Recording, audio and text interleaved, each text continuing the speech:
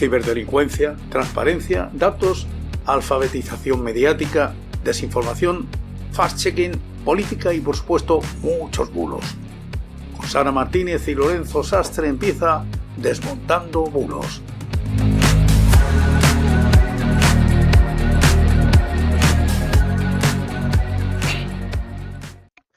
Muy buenas noches.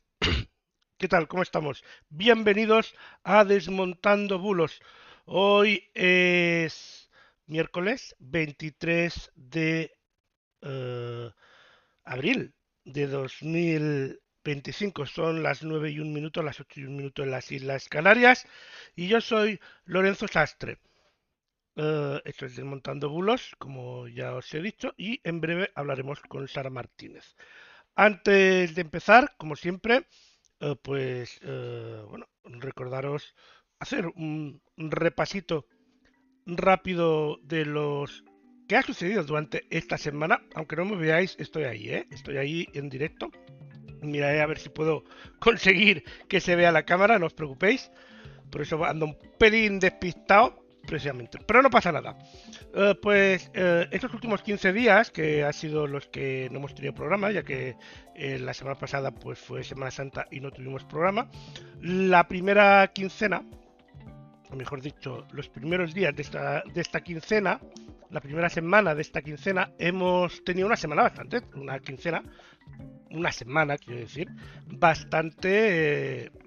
tranquilos, bastante relajados, bastante de guays. Lo normal y esperable. Pero este lunes,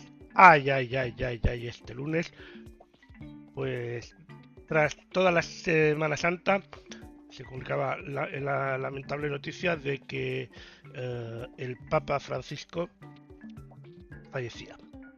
Sí, una noticia que pilló desprevenido a mucha gente que pensaban pues que el Papa pues se iba mejorando y tal, y pilló desprevenido a mucha gente. Y bueno, pues ahora no hacemos más que hablar del tema este.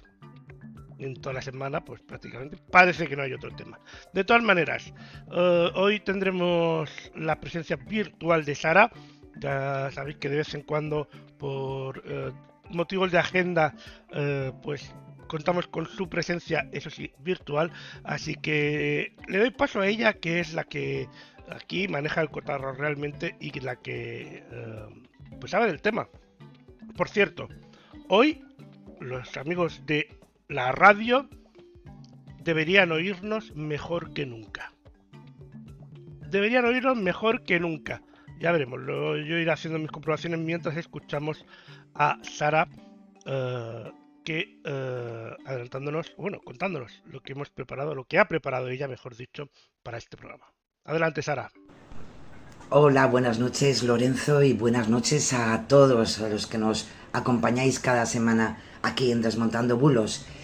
Los trabajos, los cambios de horarios, pues me llevan a no poder estar en directo, con lo que me gusta a mí estar en directo con Lorenzo y comentar todo lo que ha dado de sí, no solamente esta última semana, sino durante este tiempo de Semana Santa, que como siempre pues ha sido mucho y muy variado, como no.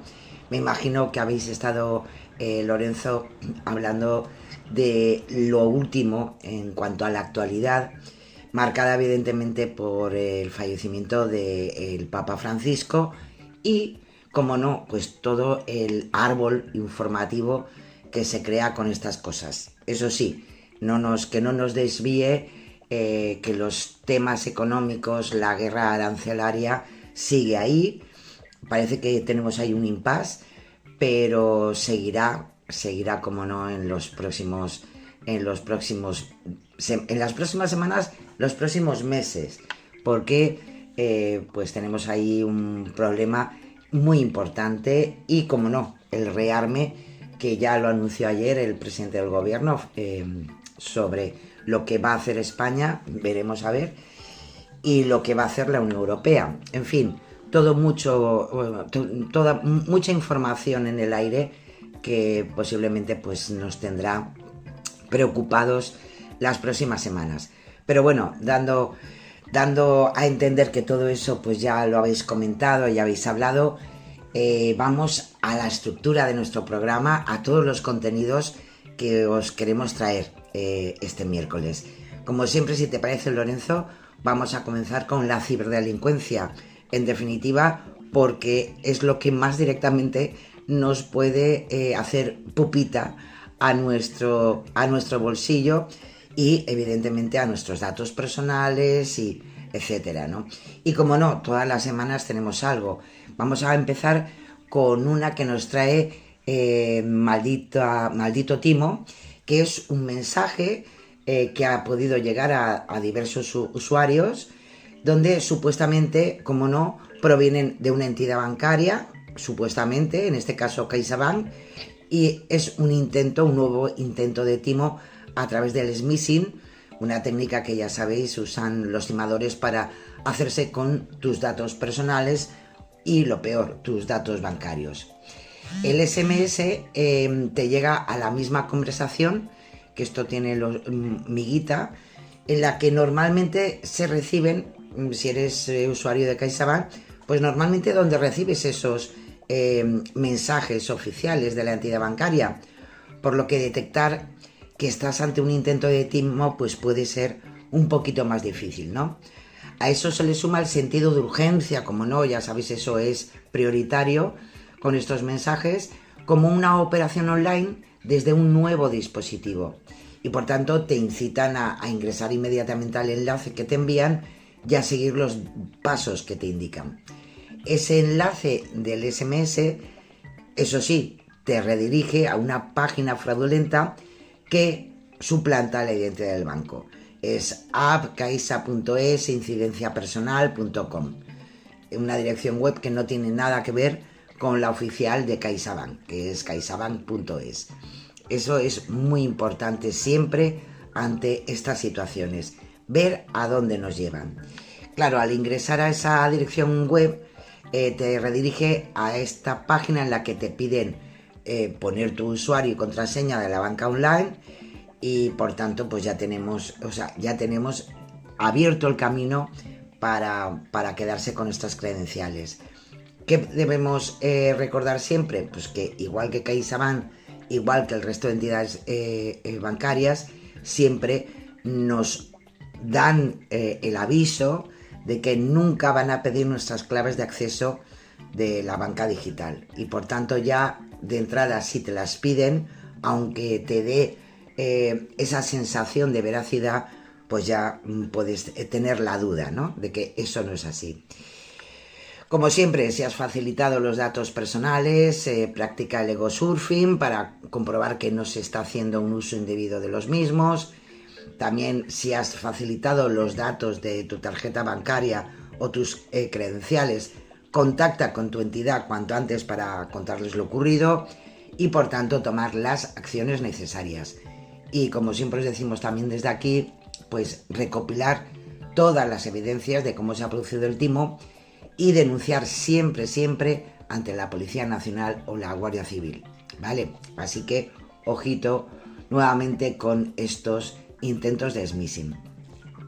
Y también os traemos, en esta ocasión lo recopila una web que trata precisamente de seguridad y que además ha sido detectado por Lorenzo, y es una campaña de phishing bastante sofisticada,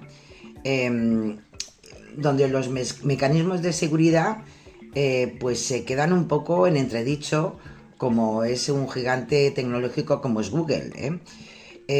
Hay ciertos usuarios que comenzaron a recibir un correo electrónico que aparentaba provenir de Noreplay, con Google, una dirección que es real y completamente legítima de Google.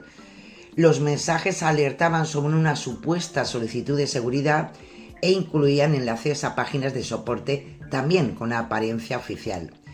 Lo que más desconcertaba en estos correos es que todos los mecanismos de verificación de seguridad de Gmail pues parecían correctos, y por tanto eso ha permitido que estos correos llegaran a las bandejas de entrada sin alertas ni advertencias, incluso agrupándose junto a mensajes auténticos de seguridad enviados por Google. Casi se repite con lo de antes, ¿veis? Que al final el SMS te llega pues a donde te llegan normalmente los mensajes correctos, ¿no? La clave de esta campaña radica en una técnica avanzada conocida como ataque de reproducción de Kim, ¿no? Que aprovecha una debilidad en cómo funciona la autenticación de correos electrónicos y, como no, pues entonces permite que los envíos de un mensaje legítimo sigan siendo detectados como legítimos, ¿no? Los usuarios, al ver que el enlace lleva un subdominio de Google.com, pues bajan la guardia, es lógico, ¿no? Y en estas páginas lo que sí que se ha visto es que pueden contener formularios para cargar documentos, botones falsos de ver caso, pantallas de inicio de sesión diseñadas para robar credenciales, etc. Uno de los aspectos más ingeniosos del ataque fue el uso de cuentas Google con nombres como mi@dominio.com. Al reenviar el correo generado automáticamente por Google con alerta de seguridad, pues aparecía en la bandeja del usuario como si fuera una alerta personalizada. Es decir, aún daba una sensación de falsa autenticidad, ¿no? Además, los atacantes abusaron de la función de nombre de aplicación en el proceso, llenándolo con todo textos de mensajes, y les permitió, por tanto, generar alertas con contenido personalizado que parecen además estar redactadas por Google, aunque en realidad son completamente ficticias, ¿no? ¿Cómo detectar este tipo de fraudes, ¿no? Esto nos lo dice la propia página web, ¿no? Que se ha hecho eco de esto, como es Genkan, ¿no? Especialmente esos enlaces sospechosos a subdominios, que más que ir, por ejemplo, a account.google.com, pues nos lleven a sites.google.com. Pues bueno, ya de entrada, si nos empiezan a dar vericuetos, pues hay que tener la alarma encendida ante esto. También tener en cuenta esos correos inesperados que nos exigen acciones inmediatas. Esto es típico y primero de ciberdelincuencia. Mensajes que, aunque parecen legítimos, provienen de cadenas de reenvíos inusuales. Eso también es importante, ¿no? Cuando hay mucho contenido en diferentes mensajes sobre lo mismo y que hay un reenvío de otro reenvío, cuidado. Y especialmente cuando, además de que nos envían algo, nos solicitan subir documentos o iniciar una sesión fuera del contexto habitual. También, cuidadito. Ante todo, las recomendaciones, pues ya sabéis, no hacer clic en enlaces de correos sospechosos, verificar siempre la URL de las páginas a las que accedemos y habilitar la verificación en 2 pasos en nuestra cuenta, ¿no?, de Google. ¿Qué dice Google de todo esto? Pues aunque en un principio Google no consideró esta vulnerabilidad como un problema de seguridad, sin embargo, pues un poco la presión pública y los reportes detallados sobre lo que estaba pasando, pues han considerado su postura y han prometido, ojo, corregir la explotación del sistema OAuth, que es uno de los elementos que tienen en cuanto a seguridad digital.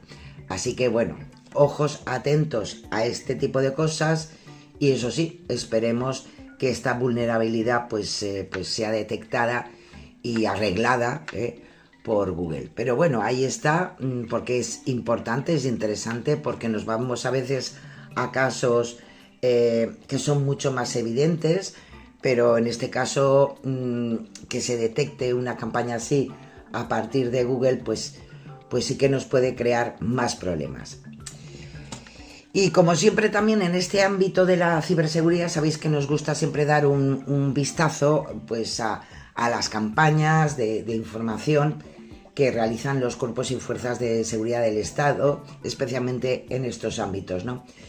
Y traemos en este caso desde la Policía Nacional pues una nueva campaña, ahora que estamos con los los playoffs de los partidos de fútbol, en verdad todo el ámbito deportivo pues está ya entrando ya en su fase final.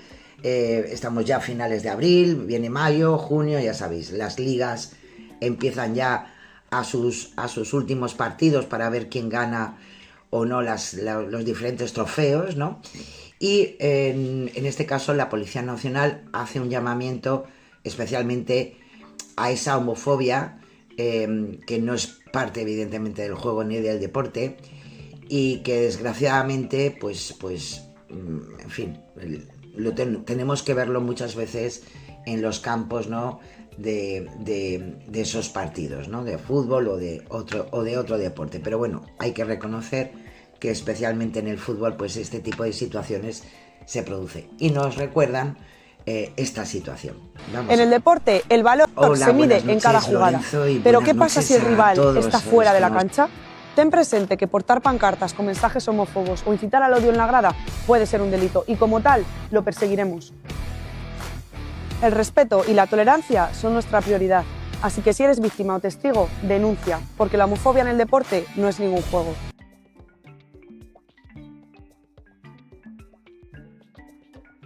La homofobia en el deporte no es un juego, como decía aquí la agente. Bueno, muy interesante el momento, Sara. Continuamos, ¿verdad? Venga, vamos a ver si aquí paramos y seguimos escuchando a Sara. Adelante. Nos vamos también con las redes sociales de la Guardia Civil. Durante esta semana podéis imaginar que lo que más ha atendido evidentemente la atención de este cuerpo de seguridad es precisamente la seguridad en las carreteras. Desgraciadamente en esta Semana Santa nuevamente pues han habido bastantes accidentes y desgraciadamente pérdidas de vidas humanas y bueno, ha sido lo más importante que han estado moviendo durante estos días. Respetar los límites de velocidad no es solo cumplir una norma en cuestión de seguridad, sino lo más importante, no poner en riesgo ni tu vida ni la de los demás. Y así nos lo dicen. Vas demasiado rápido, puedes llegar a colisionar por alcance o sufrir un siniestro vial que podría evitarse si respetas el límite. Y no olvides que las sanciones por exceso de velocidad no son solo económicas, sino que también pueden conllevar la detracción de puntos en tu permiso de conducir y llegar a perderlo. Recuerda, respetar los límites de velocidad no es solo una norma, es cuestión de seguridad. No pongas en riesgo lo más importante, tu vida y la de los demás. Sé responsable en la carretera. Ahí, a ser responsable de la carretera, como nos decía esta otra gente también. Y ahora seguimos. Sara, puedes continuar. Pues vamos a seguir con la transparencia, Lorenzo. Nos vamos con el trabajo que realizan los compañeros de Cibio y en ese recopilatorio que nos hacen de lo que se va publicando en el Boletín Oficial del Estado, pues nos traen el nuevo decreto de alimentación saludable en centros escolares, que va a prohibir determinados productos y establecer límites para que los menús contengan más alimentos frescos y pescado y menos frituras y carnes rojas. Eso sí, hay que recordar que la norma establece que la mayoría de sus artículos no van a entrar en vigor hasta dentro de un año y establece que el cumplimiento de estas normas no puede suponer tampoco que suba el precio del menú escolar, ¿no? La norma va a afectar a centros públicos, concertados y privados que imparten educación infantil, educación primaria, educación especial, educación secundaria obligatoria o bachilleratos o ciclos de formación profesional. Uno de los puntos más importantes es el que marca reglas para esos menús escolares que deben ser supervisados por nutricionistas. Los primeros platos deben incluir de 1 a 2 raciones semanales de hortalizas y legumbres y una de arroz o pasta. En los segundos se va a priorizar el pescado azul o blanco o alternativo y los huevos, en ambos casos de 1 a 3 raciones por semana, frente a las carnes con un máximo de 3 veces por semana. Y solamente se va a poder servir carne roja 1 vez por semana como máximo y 2 veces carnes procesadas.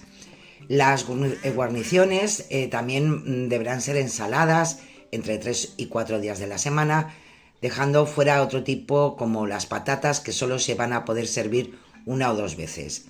Y de postre es obligatorio incluir fruta un mínimo de 4 días a la semana, y solo un día se podrán ofrecer otras cosas relacionadas, por ejemplo, con los lácteos, ¿no? La norma también va a regular las formas de preparación. No podrán servirse frituras más de 1 vez por semana, y los platos precocinados están casi vetados, solamente 1 vez al mes. El decreto además regula cómo deben ser las compras de los centros escolares, pero eso sí, eso se va a producir a partir de abril de 2027. Es decir, hay 2 años de por medio para estabilizar todo este tipo, ¿no?, de normas. Y la regla general es priorizar alimentos con menos envases y técnicas más saludables, y se deberá reducir la sal también en el tamaño de los envases monodosis. En paralelo también a todo esto, no se van a poder vender productos envasados con más de 15 miligramos de cafeína por cada 100 mililitros, y además este tipo de bebidas podrán ofrecerse a adultos del centro, pero solo en espacios no accesibles al alumnado, también para evidenciar esa limitación de productos con cafeína, ¿no? También se refiere en la norma sobre la venta en máquinas expendedoras, y a partir de su entrada en vigor pues se prohíben los alimentos de más de 200 kilocalorías, y también aquellas con más de un 35% provenientes de grasas, ¿no?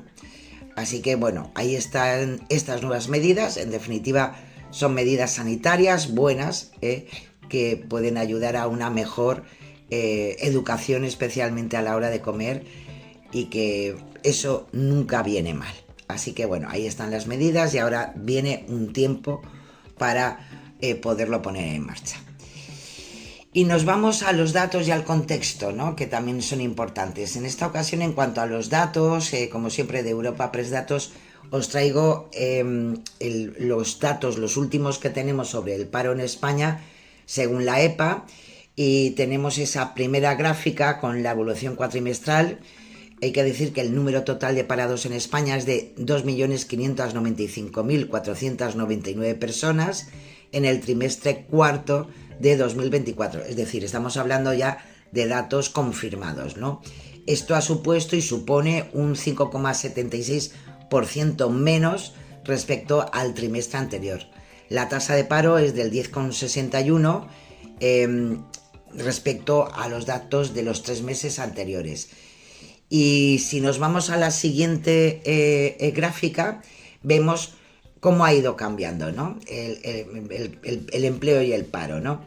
En el cuarto trimestre de 2024 se han registrado 21.857.999 personas ocupadas, lo que representa una variación de 35.000 personas más trabajando comparado con el trimestre anterior, mientras el número de parados ha cambiado en 158.600 personas, y por tanto ha supuesto en el último año un descenso del paro del 8,31%, un buen dato que va en mejora respecto a la actividad, y por tanto a salir de ese embudo social y económico que es el paro, ¿no?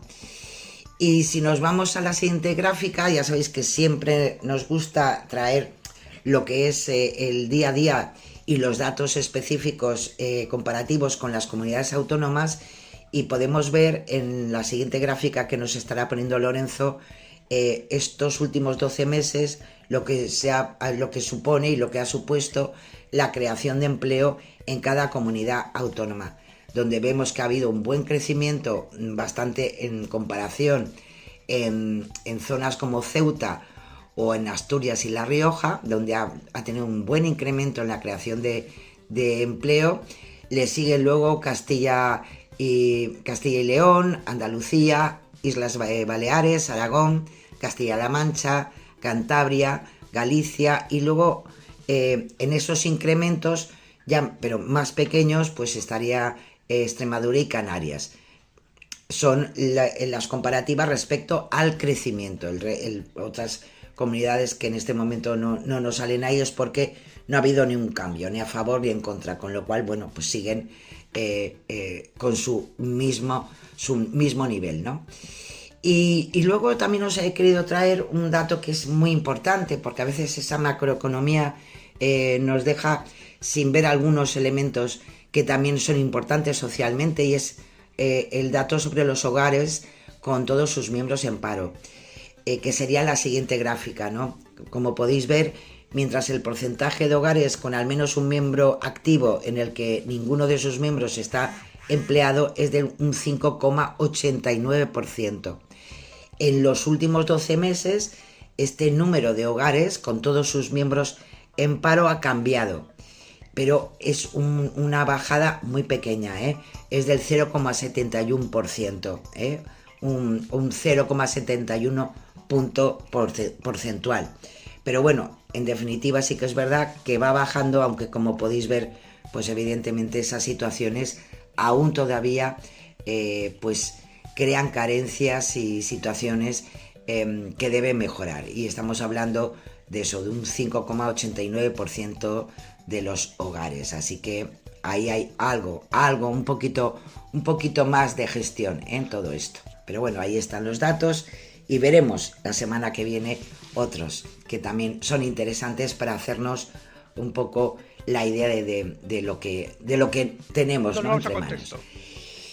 Y nos vamos al contexto y evidentemente con el fallecimiento del Papa Francisco, pues tenemos un montón de información. Nos van a seguir dando muchísima información en medios de comunicación, en redes sociales, y me ha parecido interesante traeros en este apartado una página web del Colegio Cardenalicio, donde vamos a poder encontrar toda la información sobre lo que va a ocurrir en los próximos 15 días para volver a escuchar esa frase ya famosa que es el Habemus Papa.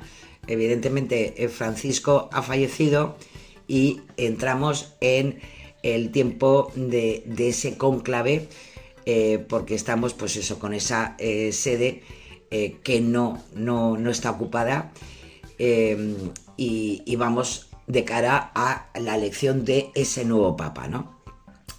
Y este trabajo, esta página web, lo forman un equipo internacional independiente de periodistas, investigadores católicos, para ayudar a los miembros del propio Colegio Cardenalicio y al resto, ¿no?, de la ciudadanía, para proporcionarnos perfiles detallados de los cardenales que podrían ser papas, ¿no?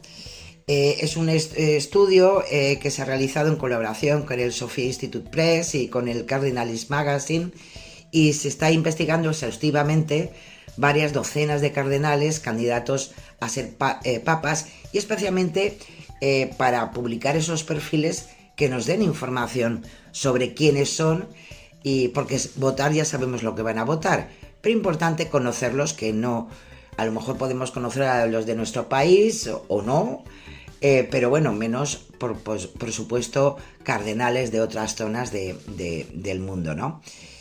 En verdad es interesante porque es la primera iniciativa que se hace al respecto, este informe del Colegio de Cardenales, y lo dicho, surge a partir de esa necesidad de información.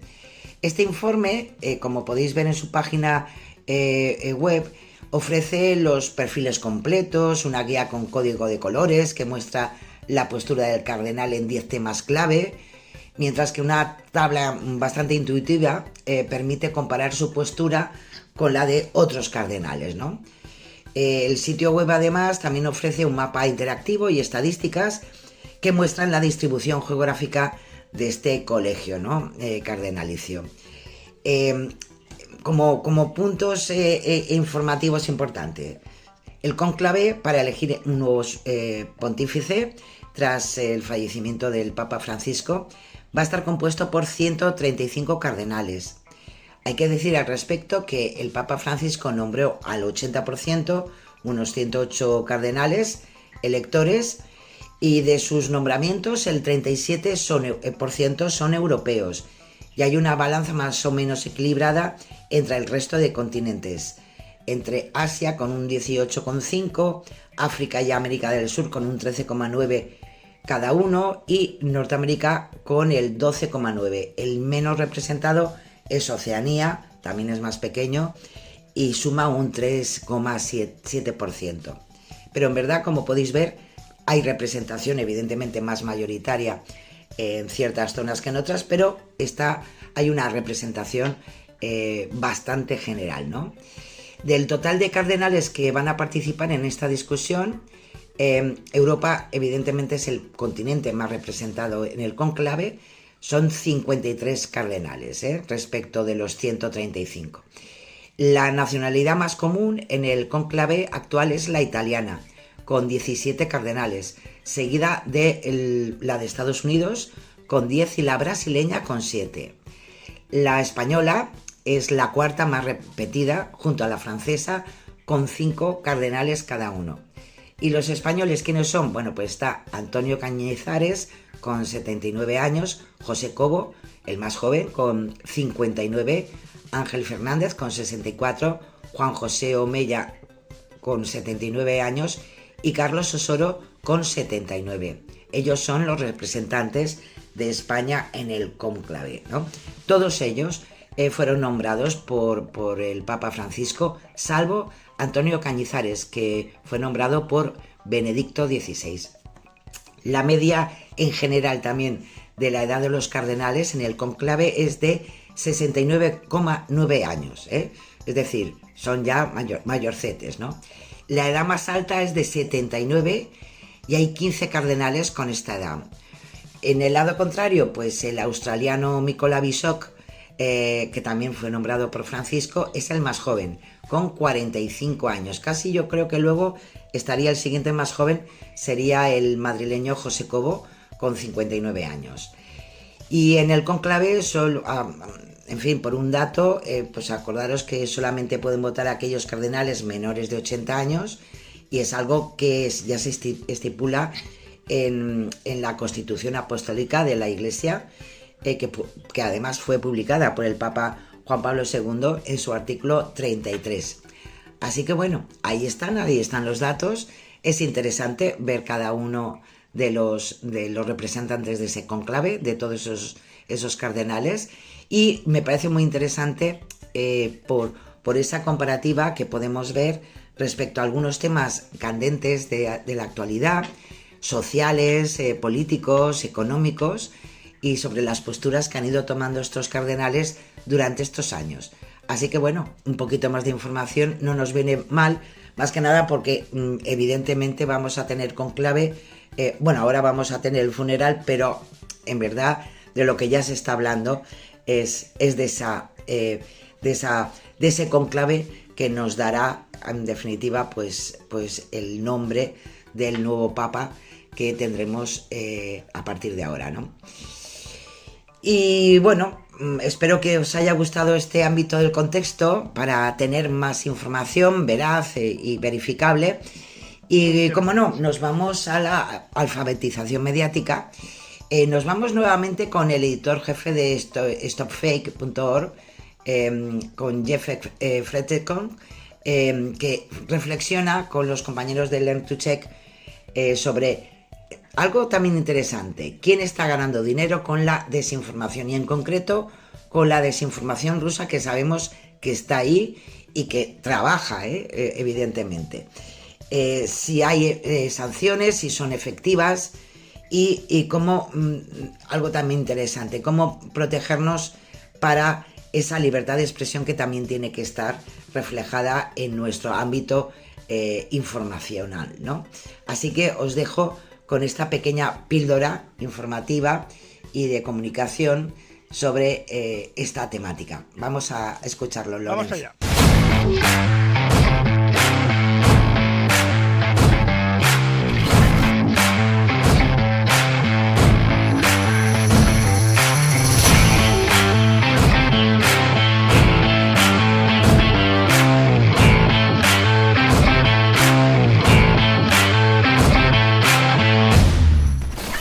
if we talk about Russian disinformation, it's, first of all, Russian government is sponsoring it, and it's a huge system in terms of financing, but also Russian oligarchs are doing part of these disinformation activities as their kind of pro bono contribution to Russian system. And so if we know how the system of financing is organized, that would give us the idea how to fight it more effectively.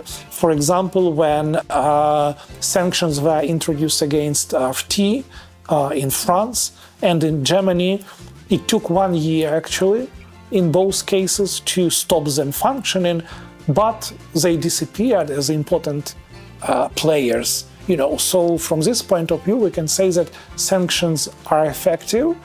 It takes time to disrupt the financial system, but at the end of the day, we've seen that both German and French RT ran out of money. They couldn't finance their operations outside of Russia in the European Union, and so that was kind of effective disruption of this financing. But of course there are downsides, because, for example, if Russian disinformation is sanctioned in the EU, that means that all other countries outside of EU are not following the suit and they are not sanctioning that. And this is a problem, because now we see, for example, that Russia moved all their Spanish language operations to Latin America, and from there they can get back to Spain, for example, and that's how the system is organized. So what I'm trying to say is that they are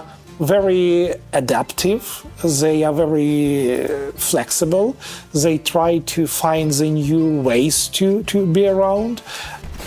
The code which was introduced by European Union is very, very important, because basically that brings all the platforms to the kind of common denominator in terms of their policies towards disinformation. So unfortunately it was adopted too late, and Ukraine was advocating to adopt something similar at much earlier stage, but those arguments were not kind of received well, because people were saying we cannot sanction anything because it's against freedom of speech. So we've been explaining that it's not about freedom of speech, but actually disinformation is against freedom of speech. So it's an instrument to ruin freedom of speech. So if we would limit disinformation effectively, we would promote freedom of speech.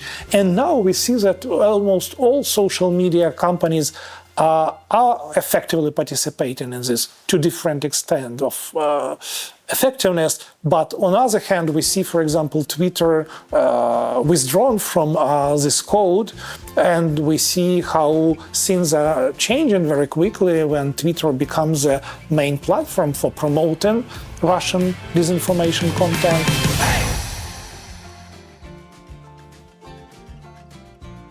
Ahí estaba esa información bien interesante, como siempre. A mí me parece que es buen momento para continuar. Estar adelante. Bueno, pues después de esta información, de estas píldoras informativas que nos ofrece siempre el buen trabajo de Learn to Check, comenzamos, si te parece, Lorenzo, con las verificaciones, de mano, evidentemente, de nuestros verificadores de cabecera, como siempre, Neutral, Maldita.es, Radio Televisión Española, Verificaciones y Verifica F. Nos vamos al ámbito de la salud. En esta ocasión desde Verifica Radio Televisión Española, que nos habla sobre una solicitud de información sobre unas gafas que se están anunciando en internet, se han hecho muy famosillas, porque claro, parece ser la solución para cualquier persona, para tener una visión clara, sin esfuerzo en cualquier situación, sea por miopía, por astigmatismo, por presbicia o por otros problemas oculares. Bueno, en fin, una joya de gafas. Claro, evidentemente, en este caso, Verifica Radio Televisión Española se puso en contacto con expertos en oftalmología y óptica y optometristas, donde evidentemente pues han podido asegurar de que este producto pues es falso, ¿no? Es un fraude evidente. El portal vende el producto a razón de 2 pares de gafas con una oferta de 39,99 euros. También el precio es, bueno, estupendo, vaya. Y además te regalan medio litro de líquido limpiacristales, ¿no? Claro, consultados con expertos, evidentemente algo muy importante, la extrañeza ante la posibilidad de que un solo par de gafas pueda solucionarlo todo, ¿no? Que unas gafas se puedan adaptar sin tener elementos alrededor de cambio del material, cambio de grosor, elasticidad del material, pues hombre, técnicamente es imposible. Los especialistas aseguran que el principal problema que pueden encontrar quienes pues adquieran estas gafas es que no van a poder ver bien, porque la graduación no será la correcta para el caso específico y para nuestro problema ocular específico, ¿no? Además advierten que un uso continuado de estas gafas pues podría causar dolores de cabeza, así como algo también muy importante, la fatiga visual. Desde el propio Consejo General de Colegios Farmacéuticos y vocales de óptica y acústica pues han explicado que el autoajuste que anuncia esta web obligaría al paciente a cambiar manualmente la graduación de la gafa para poder pasar de la visión lejana, la miopía, o la visión próxima, la presbicia, ¿no? Claro, eso es lo que conocemos nosotros con las lentes progresivas que están geométricamente preparadas para ello, pero que es algo que nosotros no podemos hacer, ¿no? También, de todas formas, ha habido una consulta por parte del equipo de Verifica Radio Televisión Española a Facua, Consumidores en Acción, y han explicado que ante esta web y este efecto comercial, ¿no? Pues que siendo un fraude evidente, pues que van a presentar una denuncia, ¿no? En Verifica han investigado la web en concreto que promueve estas gafas, y en cuanto a verificación han podido observar que hay varios elementos que ponen en cuestión esa posible fiabilidad, ¿no? La página incluye unas supuestas reseñas a clientes que aparecen publicadas en otros sitios atribuidos a otras personas, y con esa búsqueda inversa y específica del texto de esas reseñas pues nos llevan a otras páginas distintas de esta web de las gafas que reproducen íntegramente el mismo contenido para vender otras supuestas gafas ajustables por 19,99 dólares, unos 17,43 euros, ¿no?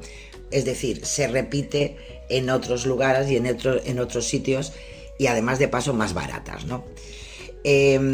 Además, la web investigada ofrece a los potenciales clientes un contacto telefónico a través de WhatsApp, pero desde Verifica han confirmado que ese número no está dado de alta en esta aplicación de mensajería, y también ponen un correo que a fecha de toda esta verificación pues devuelve los mensajes porque no está operativo, con lo cual un elemento más a tener en cuenta para no creernos estas cuestiones. Y estamos hablando evidentemente de algo muy importante, que es la salud ocular.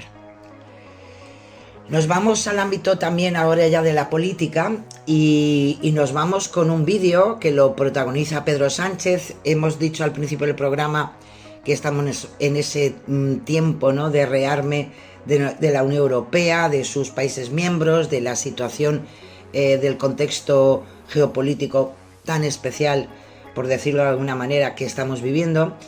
Y todos estos contenidos sobre el ámbito militar, sobre las guerras, etcétera, pues sí que podemos decir que cada vez son más abundantes.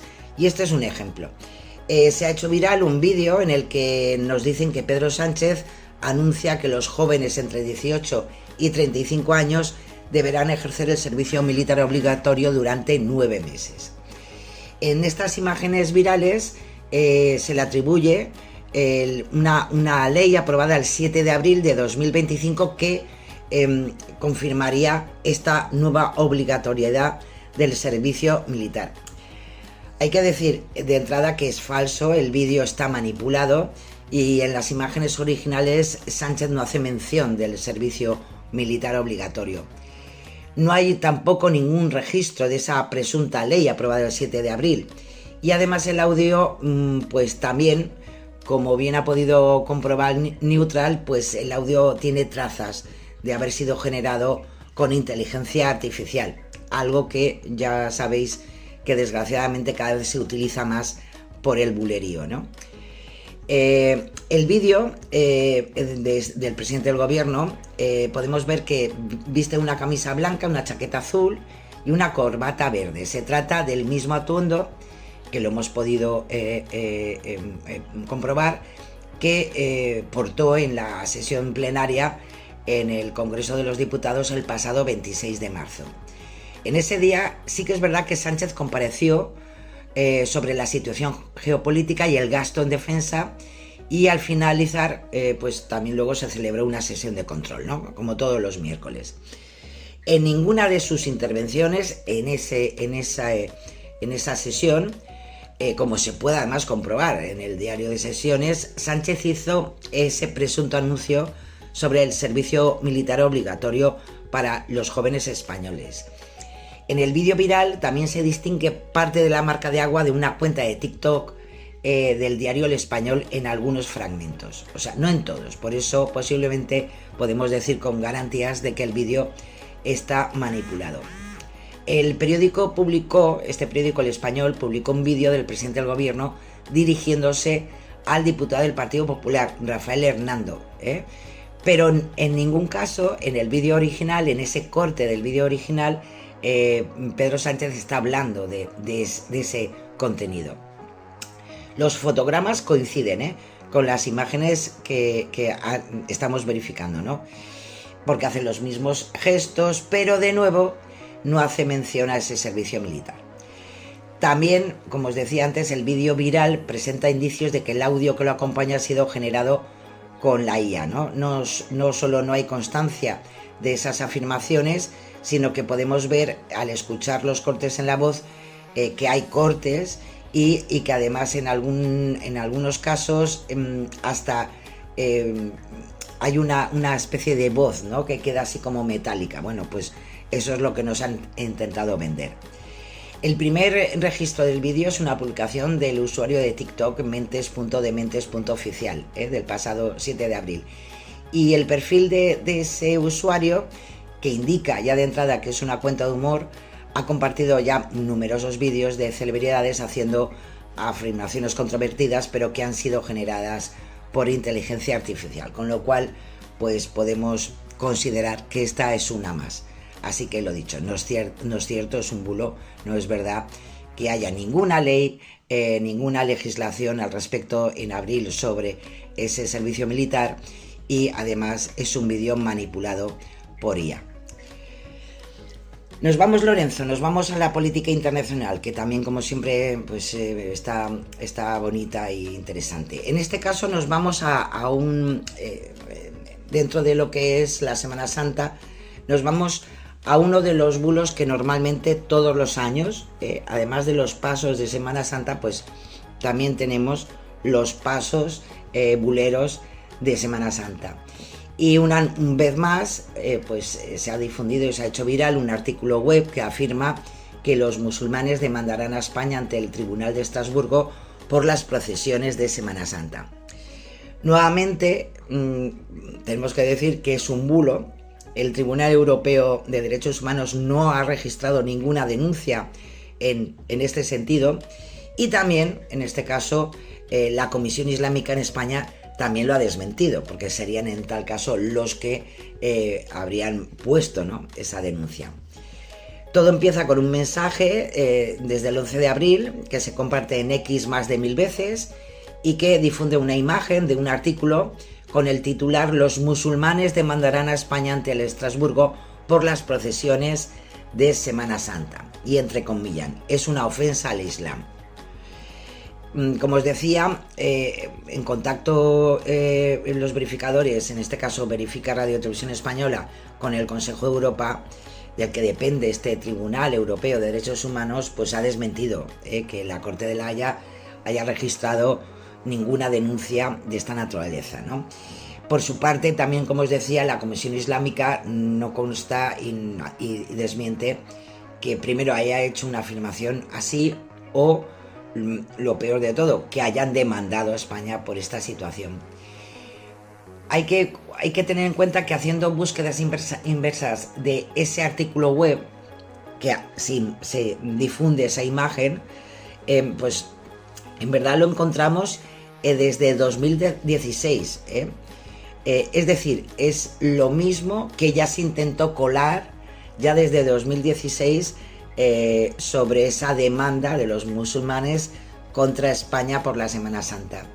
Si hacemos búsquedas por palabras clave, pues nos encontramos con la página del diario sensacionalista del email y no hay registros ni de la entrevista que supuestamente se le hizo a un imán, a Ahmed Choudhury, hablando de esa demanda, con lo cual pues podemos decir que ya desde 2016 pues vamos arrastrando un contenido que se utiliza en estos tiempos de Semana Santa para divulgar bulos. Así que lo dicho, no hay ninguna demanda, es mentira. Y nos vamos a otro también dentro del ámbito de la política internacional, porque es un vídeo que circula en TikTok, que luego ha saltado hasta X y hasta Instagram, donde un periodista bien conocido, radiofónico, como es Javier Cárdenas, asegura que distintos presidentes latinoamericanos han dicho públicamente que es mejor que los pobres sigan en la pobreza, porque cuando su situación económica mejora, se vuelven de derechas. Esto nos lo trae Verificat y es interesante porque, como supuesta prueba, Cárdenas, este periodista, comparte una serie de cortes de vídeo donde se ve al presidente colombiano, Gustavo Petro, al expresidente mexicano, Andrés Manuel López Obrador, entre otros, haciendo declaraciones en esa dirección.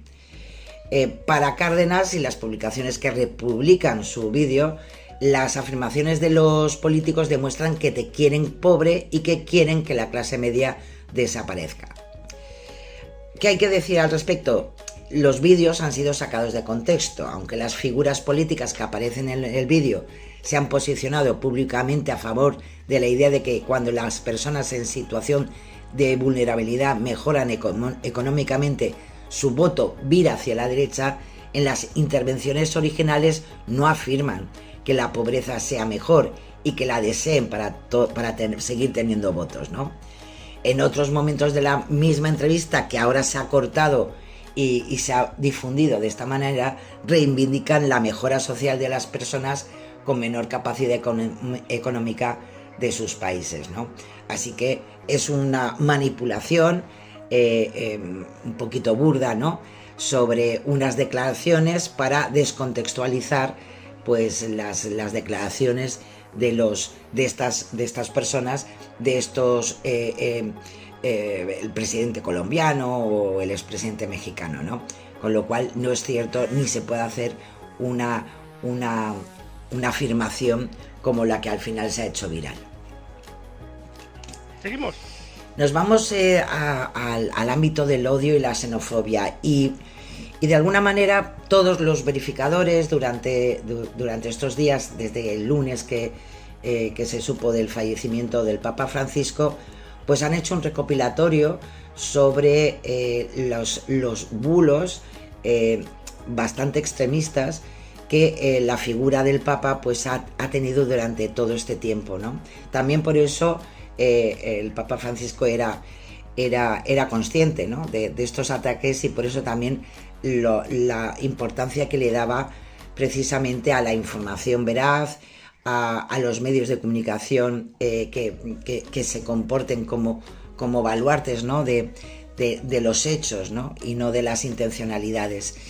Y quería pues de alguna manera en este ámbito del odio recordar algunos que ya hemos traído por aquí. No es la primera vez que vamos a hablar del Papa Francisco. Durante este tiempo ha sido pues objeto, ¿no?, de muchos bulos, y Y bueno, evidentemente se ha intentado, pues, de alguna manera, pues deteriorar, ¿no?, la imagen de Francisco, sus posturas, sus reformas, especialmente por ciertas áreas más ultraconservadoras de la Iglesia, y que ha dado pie, pues evidentemente, a este bulerismo ya que era propio para el Papa, ¿no?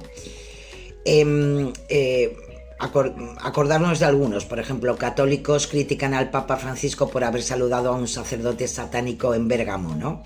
Eran algunos mensajes que se han asegurado y se han hecho virales en redes sociales, ¿no? Acordaros de aquello, lo trajimos ya aquí en su momento, y era tremendo porque se hizo viral algo que además había fallos en las imágenes y se difundieron evidentemente como imágenes reales, pero evidentemente no era cierto.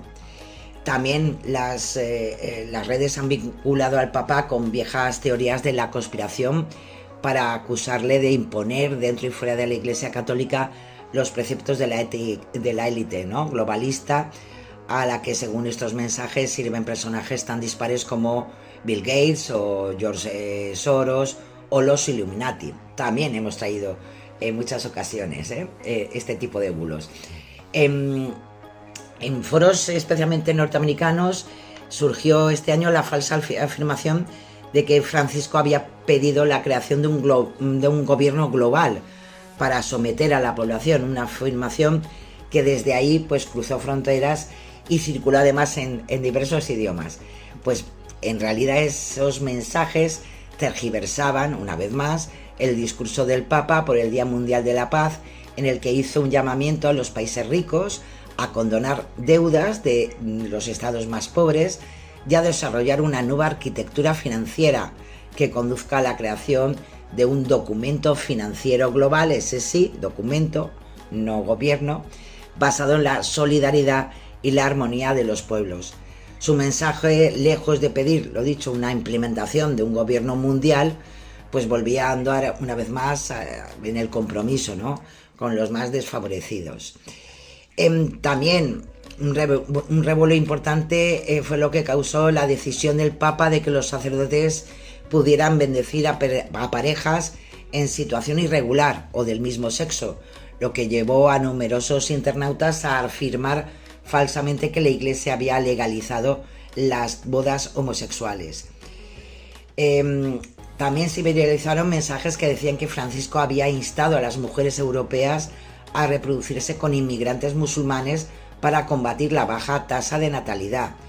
Unas declaraciones que los usuarios difundían como prueba de la existencia, acordaros, de la teoría del gran reemplazo, que sigue funcionando por redes sociales, aquella que define que los gobiernos europeos impulsan políticas para sustituir la población autóctona por personas de África y países árabes, ¿no?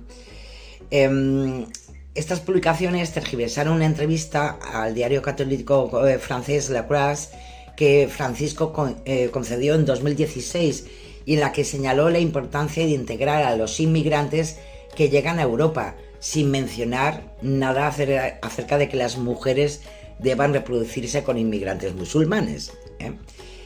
En esta línea, pues también otros contenidos que se viralizaron han acusado al Papa de cancelar la Biblia e intentar sustituirla por un nuevo libro sagrado o cambiar la festividad de la Navidad por la fiesta de la paz. Yo creo que este es uno de los últimos que trajimos aquí, ¿no? Y no nos quedamos ahí. Evidentemente el último ingreso hospitalario del Papa fue el último caso de desinformación sobre el pontífice y ya se detectaron y desmintieron algunas cosas.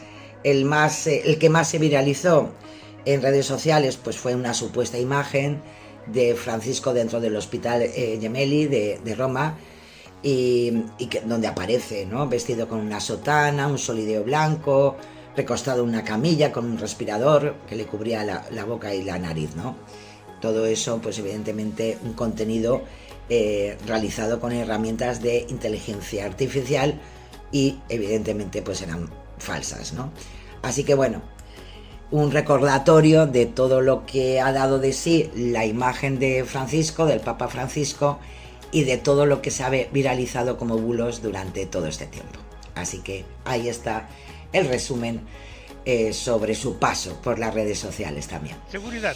Y nos vamos con la seguridad también, ¿eh? En el último apartado de estas verificaciones nos vamos con F Verifica, porque circula en redes sociales, tanto en X como Facebook y como TikTok, varios vídeos que aseguran que un episodio de Los Simpson, una vez más, predijo que en 2025 estallaría la Tercera Guerra Mundial. En verdad lo que nos encontramos son grabaciones hechas como una composición de distintas capturas que supuestamente corresponden a un capítulo de esta serie norteamericana tan popular, en la que aparecen entre otros el presidente de Estados Unidos, Donald Trump, enfrentándose a su homólogo chino, a Xi Jinping, o algunos de los miembros de la familia Simpson en algún conflicto militar, ¿no?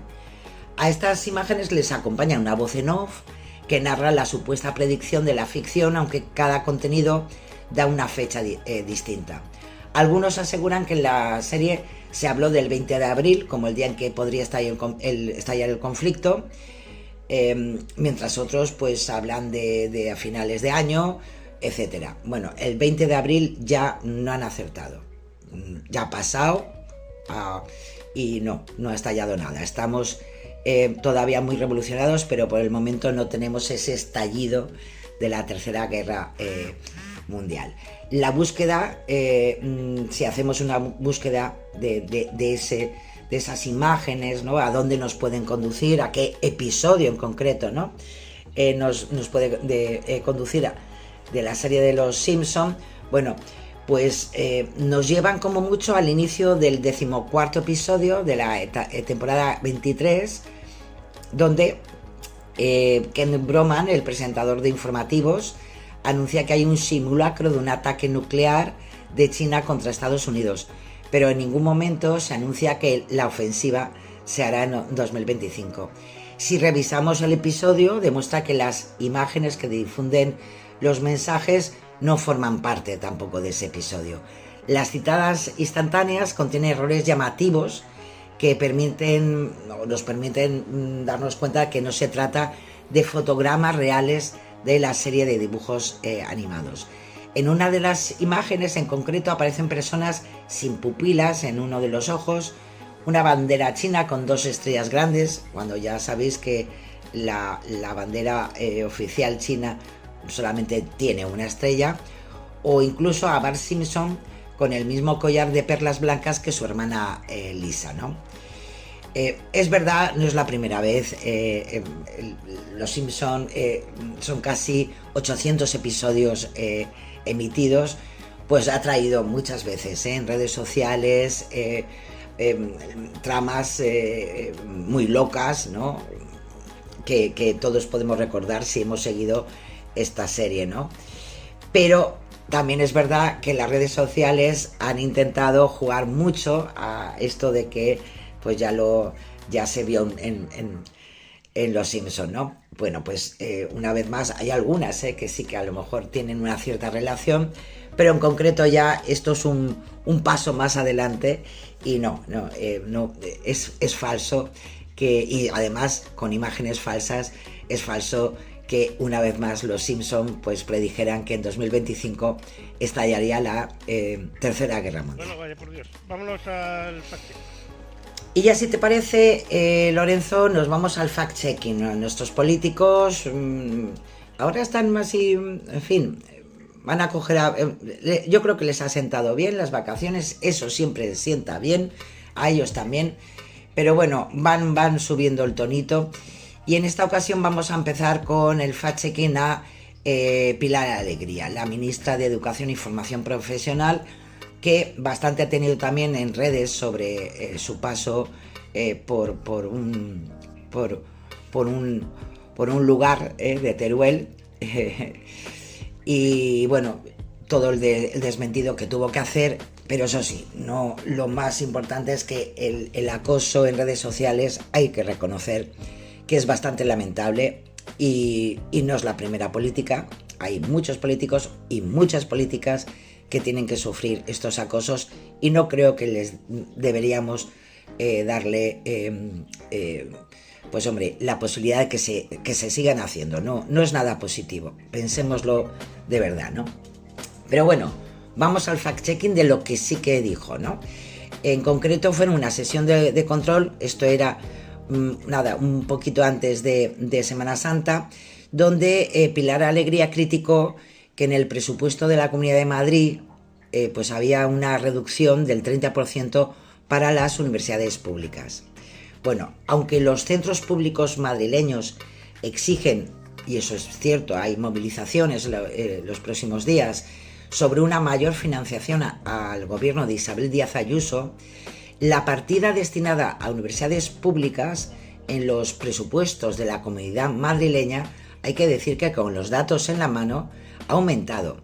Para 2025 el programa de universidades cuenta con 1.164 millones de euros, como se puede recoger y lo podemos ver en la propia web de la Comunidad de Madrid y en la propia ley de presupuestos. Esa cifra supone un incremento del 4,2% respecto a las cuentas del año pasado, pese a lo que ha dicho Alegría. En 2024 el presupuesto para las universidades fue de 1.116 millones. En caso de que Pilar Alegría esté comparando las cifras de 2025 con las de 2019, cuando Ayuso llega a la presidencia de Madrid, los datos tampoco avalarían su afirmación. Hace 6 años el presupuesto para las universidades públicas de Madrid fue de 988 millones de euros, es decir, ha aumentado desde ese 2019 en un 17,8%. Lo dicho, una cosa es los problemas que puedan tener las universidades públicas para su financiación, pero no se puede decir del recorte. Sí que es verdad que si hacemos una búsqueda en Google, como lo ha hecho Neutral, con estos términos utilizados por la ministra de Educación, encontramos que en 2024 la Universidad Complutense de Madrid pidió a sus facultades reducir los gastos en un 30% debido a la falta de financiación. En tal caso sería la cifra que coincide con lo utilizado por Alegría, ¿no? Pero no es que haya una bajada del 30% de inversión presupuestaria por parte de la Comunidad de Madrid, sino que por los problemas de financiación en 2024 la Universidad Complutense sí que pidió a sus facultades reducir en ese tanto por ciento sus gastos. Así que, lo dicho, Pilar Alegría resbala un poquito, y lo que ha dicho no es verdad, es falso. Nos vamos con el presidente también de la Junta de Andalucía, con Juanma Moreno, que aseguró que Andalucía es la comunidad autónoma de España con más superficie protegida. Ya sabéis que cuando los políticos nos dan datos tan específicos, se juega mucho con el tanto por ciento, como valor relativo, o con datos absolutos, para llevarse la razón de lo que quieren contarnos, ¿no? En este caso, Juanma Moreno hizo estas declaraciones en un acto de la suelta de 2 linces ibéricos. Yo creo que a lo mejor lo habréis visto en televisión, en la Sierra de Arana, en Granada. Y sí, como afirma Juanma Moreno, Andalucía es la comunidad autónoma con más hectáreas de superficie terrestre protegida de España, según los datos del Ministerio de Transición Ecológica y Reto Demográfico, según los datos que tenemos de diciembre de 2023, porque todavía no están actualizados los de 2024 ya sentados, ¿no? Pero claro, ¿qué es lo que pasa? Andalucía es la segunda comunidad autónoma más grande de España, por detrás de Castilla y León, con 8.761.849 hectáreas de superficie. Es la comunidad autónoma en extensión, pues la segunda más grande, ¿no? Sin embargo, respecto a su territorio, a estos 8.700 y pico hectáreas de superficie, tiene un 29,5% de terreno protegido. Por delante hay comunidades autónomas que tienen un mayor porcentaje a pesar de no tener tanto territorio, como puede ser Canarias con un 40,5%, Cataluña con un 32% y La Rioja, que es bien pequeñita, con un 35,8%. Para calcular el porcentaje de espacio protegido, el propio Ministerio solo tiene en cuenta la superficie terrestre, no la marina, puesto que las autonomías sin costa no tienen este tipo de espacio.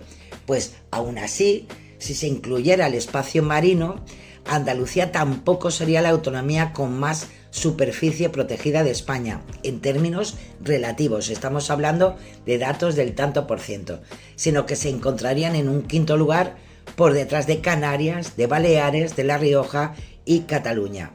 Así que, en fin, es verdad que ha aumentado esa superficie protegida, podía haber dicho eso el presidente andaluz, pero no es verdad que sea la comunidad autónoma con más superficie protegida de toda España. Nos vamos con Cuca Gamarra y sus intervenciones en las últimas sesiones de control del gobierno. En concreto, Pedro Sánchez dijo que el presidente de Castilla y León, Fernández Mañueco, lleva 5 años prorrogando presupuestos. Y ante esa afirmación de Sánchez, la secretaria general del Partido Popular la acusó de mentir y aseguró que acaba de decir que en Castilla y León se han prorrogado los presupuestos los últimos 5 años. Pues bien, según Cuca Gamarra, en el año 2021 aprobado, el 2022 elecciones, el año 23 aprobado y el año 24 aprobado. Bueno, ¿qué es lo que ocurre? En verdad, Cuca Gamarra mezcla datos correctos. En los años que menciona sí se aprobaban nuevas cuentas, con otros que no lo son. Mañueco ha gobernado con 5 prórrogas presupuestarias, eso es cierto. Hay que recordar que Mañueco asumió la presidencia autonómica en julio de 2019, es decir, lleva en el cargo 5 años y 8 meses, y desde entonces se han prorrogado 4 veces los presupuestos, sin contar los del 19 que también fueron prorrogados, pero bueno, le pilló ya en medio del año, ¿no? En los presupuestos de 2020, un año además marcado por la pandemia, son los primeros que se pueden atribuir a Mañueco. Entonces se prorrogaron por segunda vez las cuentas de 2018.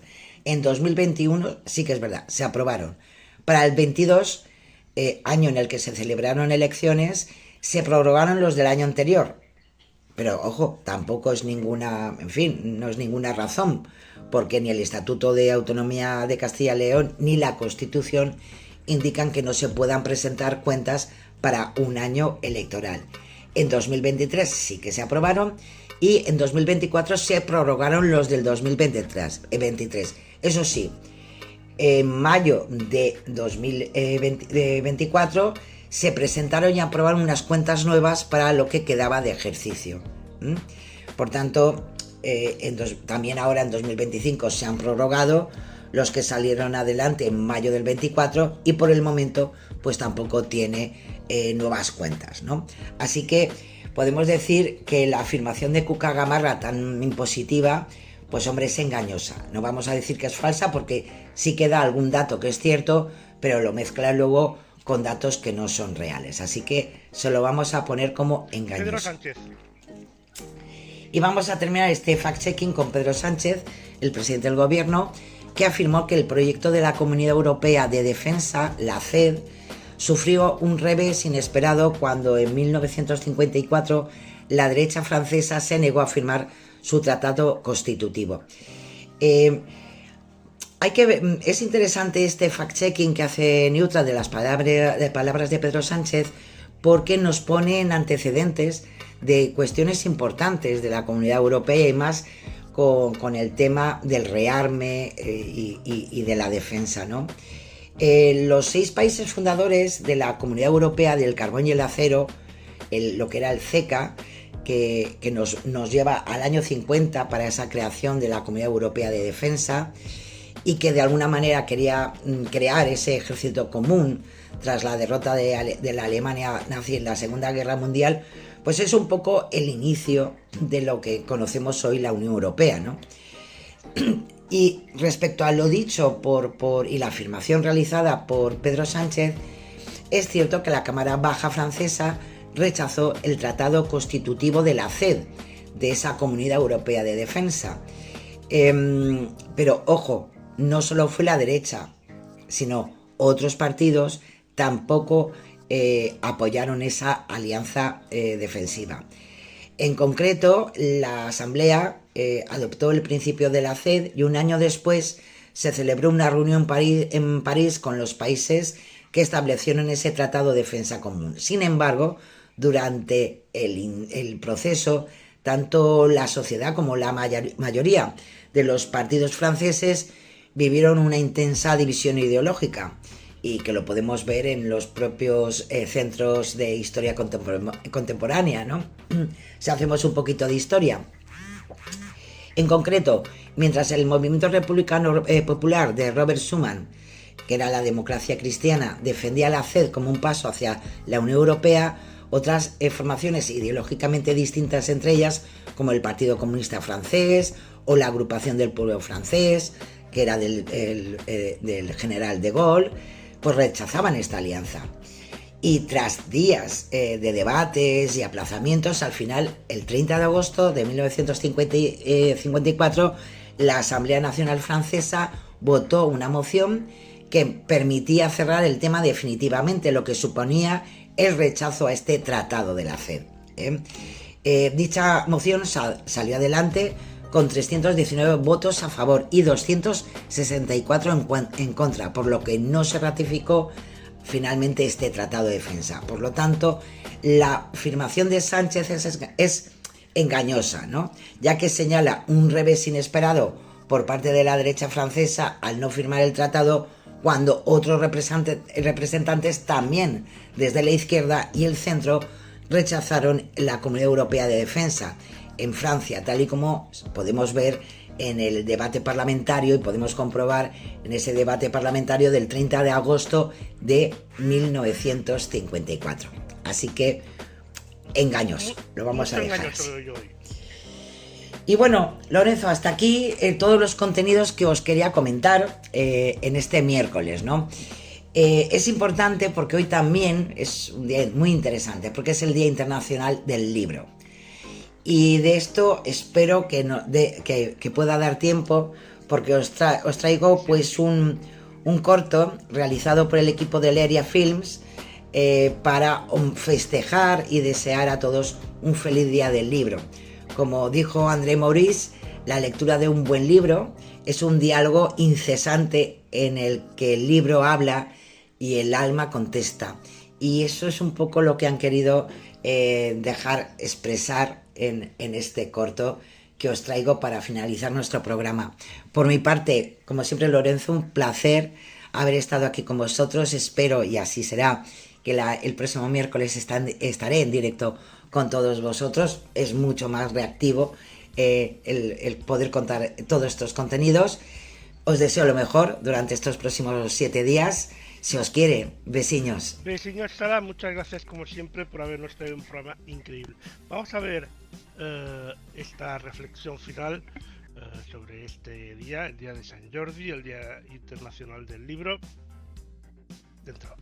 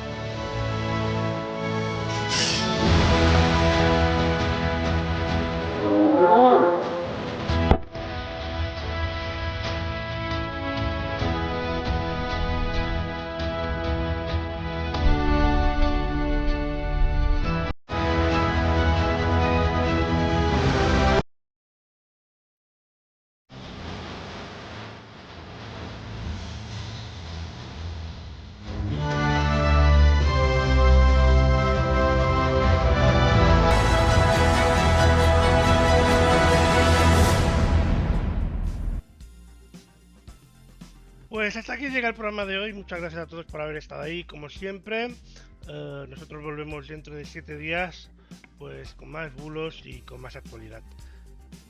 Feliz Día del Libro, feliz San Jordi, feliz San Jorge a todos y hasta la semana que viene.